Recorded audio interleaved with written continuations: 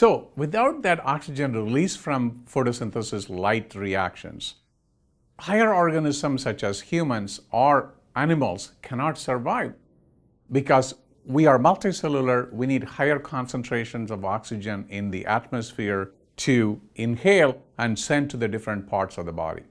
Okay? Once the light reactions are done, then we transition to the next part of the chapter called Calvin cycle. In Calvin cycle, the carbon dioxide is fixed. It's the first stage of Calvin cycle is called carbon dioxide fixation.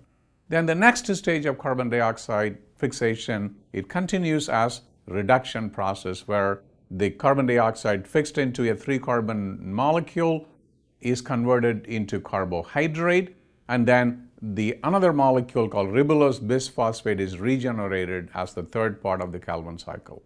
So the key enzyme in Calvin cycle is called a ribulose bisphosphate carboxylase oxygenase. It's a mouthful of enzyme. Not only is a long name, but also it is one of the largest, a complex enzyme, but also it's the most abundant enzyme in the world. So if we take the extract of protein from the leaf, up to half the protein in a leaf could be rubisco. So this is a very important enzyme that fixes the carbon dioxide and makes carbohydrate, and that is the first part of the process of Calvin cycle. Once this Calvin cycle is done, that molecule of carbohydrate is now converted into glucose or other storage polysaccharides such as starch and utilized later on by the plants, as well as stored in the form of grains or in the form of potato like a tubers, and we utilize them to consume carbon in carbohydrate type molecule. But this carbon dioxide, fixed as carbohydrate, is also converted into fat or protein by incorporating other molecules such as amine group and other phosphate group to make phospholipid and so on.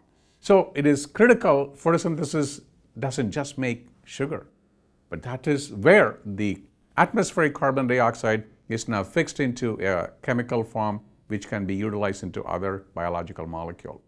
But Calvin cycle is very ancient, but also the enzyme that fixes carbon dioxide is not very efficient.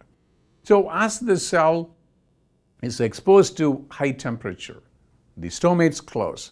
So inside the carbon dioxide concentration go down as the rubisco fixes carbon dioxide, but the oxygen concentration goes up as the light reactions keep releasing oxygen that inhibits the rubisco.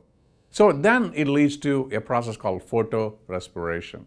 But there are ways plants overcome this by using a C4 pathway to fix carbon dioxide in different tissues or at different time points such as night and day.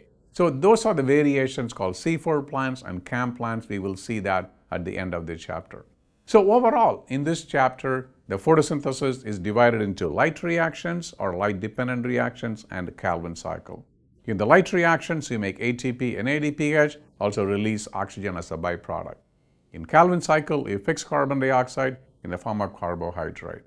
So again, focus on the inputs, outputs, and the key regulatory step, in this case, mainly the rubisco in Calvin cycle.